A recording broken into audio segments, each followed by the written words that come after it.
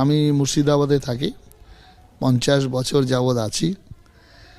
আমি অনেক মন্দির করতে পারতাম, আমি মন্দির করিনি।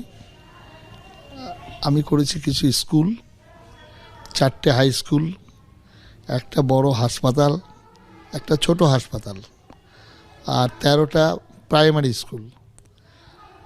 প্রায় এই কটা স্কুল মিলে প্রায় এখন 16,000 প্রায় ছাত্রছাত্রী। তার মধ্যে 80 মুসলমান সম্প্রদায়ের 80%, আর আদিবাসী যারা গরিব অনাথ তারা থাকেন 1100। রেসিডেন্সিয়াল, তাকে 4 বেলা খেতে দেওয়া হয়, ঠিক আছে। এবং মাধ্যমিক পরীক্ষায় গত 2 বছর আগে 10ম স্থান অধিকার করেছিল একজন আদিবাসী মেয়ে। সুতরাং আমি এই আমার একটা